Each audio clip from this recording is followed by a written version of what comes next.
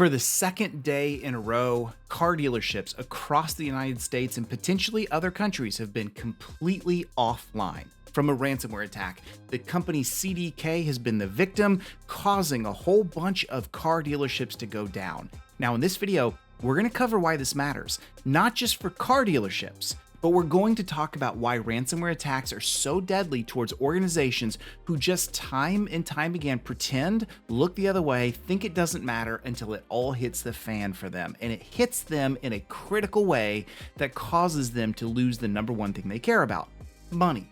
We're going to cover this and so much more. First of all, yesterday, breaking news, or really, I guess the day before that, breaking news came in from Bleeping Computer and others talking about this company, CDK, had a global cyber attack that impacts thousands of US car dealerships. Now, first of all, you have to understand the way that these car dealerships work is the way a lot of companies and a lot of industries work. We're reliant on our third parties, and CDK is one of those types of companies that helps dealers do all kinds of things, from inventory and working through sales motions, lending, all of these kinds of things. And so when a critical platform that you rely on for your day-to-day business, that literally is critical to you making money, goes down, of course it's going to affect you. Of course it's going to affect your revenue. And see, this is what's happened. If we go back into this article and we take a look at what Bleeping Computer and pretty much every major news outlet has been covering, they've talked about how this is a SaaS platform. It handles everything that you do. Like I mentioned, CRM, financing, payroll, all of this stuff, 15,000 dealerships and all kinds of dealers across the country have been hit by this. And what's wildly scary is not just the way that this works, and we'll cover this a little bit more towards the end of the video. CDK services require an always-on VPN to the SaaS provider's data centers. Let me tell you, folks, that is old school. I want to be the first to say, I don't actually think this old school required mandated hard connection caused the breach. I don't think that's the issue. But I'm just pointing out the way that the car dealership industry still remains to be built in many ways is still very old school. I mean, imagine if a company like CDK got hit, a bad guy gets into their networks, and then all of a sudden they leverage that access to then reach out and run ransomware through that connection to all the car dealerships. That's super bad. That's super deadly. Not good at all. Now, I don't think that happened. I think CDK themselves were hit. All of their data was stolen, allegedly. And now all these car dealerships are dealing with the ramifications. But I'm just mentioning this, and I highlighted that in the article because it could have been way worse. And here's the deal. There are far better ways to build security than requiring an old school legacy, always on VPN into every single client platform. We have all these new ways of doing this: software defined networks, zero trust access. There's a lot of things that we could do. That's beyond the scope of the video, other than just to say not good. So anyway, they were down and significantly hit, and all of a sudden, I want to show you a little bit more. One of the things that happened, people took to Reddit and they began to talk about all of the things that were happening. I mean, look at this user: Excel spreadsheets and post-it notes for any parts we're handing out. Any big jobs? Not happening. In other words, these folks are just saying, look, we've been smacked by this. Our machines are down because CDK is down, and so we can't operate. We're going literally off stuff like this: sticky notes, paper and pencil. That's how we're dealing with stuff. And let me tell you, when that happens, you're not operating efficiently. You're not operating quickly. Everything goes down, and then mistakes are prone. Communication is not happening. If you're a car dealership with multiple locations, it's gonna be a disaster zone. I had heard from a few folks that even said, our car dealership is losing $20 million a day. That's significant. Now, how could we possibly lose $20 million a day just because this system called CDK goes down? Well, remember what we said.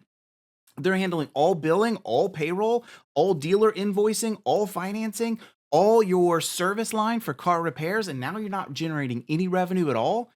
That's super, super bad. I've even seen some say that they're sending some of their employees home because they have no work for them to do, and they're just trying to at least save on the cost of dollar on hourly salaries or hourly wages. Unbelievable. So we go back to this. You can scroll down more. As always, I'll put links to everything I show here so you can see a little bit more. That's, what folks are doing. This dealership says all we can do is oil changes because we can't even look up any parts. Everything's in CDK. Now, we've also seen from ABC News, this just came out just a few hours ago, CDK is still struggling. They're still struggling to get back up online days later, which means that car dealerships are still struggling. Car dealerships across North America, major disruptions this week because of this ransomware attack. So they go in a little bit more, 15,000 retail locations that we've caused, actively investigating a cyber incident. And so what do they do in the middle of a cyber incident? What's the response? What's the action? Well, the action's pretty simple. Until we get back online, one of the things that we're going to have to do is shut everything down, because we don't always know where the bad guy's at. We don't know how significant it is, and could they do more damage? So what do? We shut everything down, and then the ramifications. When everything goes offline, what do we see? Even Ford saying some of the dealers are experiencing delays and inconveniences. So here's the thing I need you to understand. These things are bad, not necessarily just because the ransomware, not just because you got to pay for the recovery, not just because things go offline, but because it does this. Hear me, it costs you money. See, businesses over and over and over have said over the decades, we don't care about cybersecurity. We're not investing. We're too small.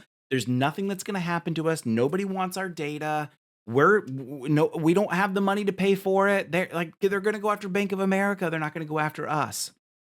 And then we see a business or an entire industry get hard shut down. 15,000 of you can't even operate because we underestimated that we are a target, and that with one of our key systems, if it goes down, we don't have an alternative way to operate efficiently. And now it costs us money.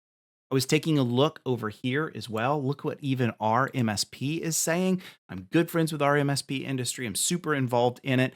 And they kind of mentioned how many of us are dealing with it. And I want to just share this quote. All right, look at this. In another life, I used to work for CDK Global. They are absolutely one of the most incompetent organizations I've ever had the displeasure of being a part of from both a management and cybersecurity perspective. I'm not surprised that this has happened, and I assume the attack is much worse than CDK Global is claiming, as they have a history of lying. Their default communication style. Now, here's the thing. I can't corroborate that. I don't know if that's true. That's just one anonymous user posting in. Maybe they had a bad experience there. Maybe CDK was doing all the right things. We'll find out in the aftermath. But this is the kind of stuff you see. People jumping in, and all of a sudden now the incident is getting worse because you have people accusing you. You have all of these things coming in with people saying they should have done this, they should have done that. When money is on the line, everything changes. Everything becomes different.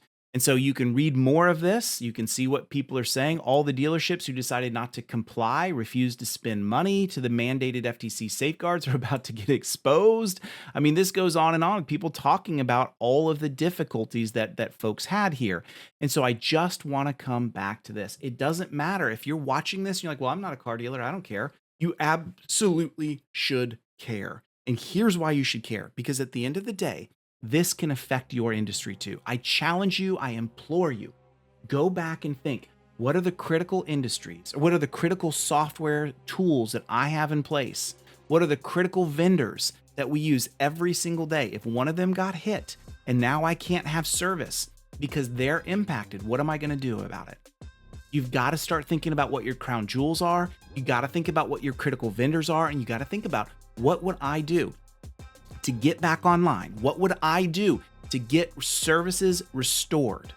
Because when it hits the fan, if we have not been prepared for it, we are in for a world of trouble. So let me know in the comments down below, what is your organization doing about all of this?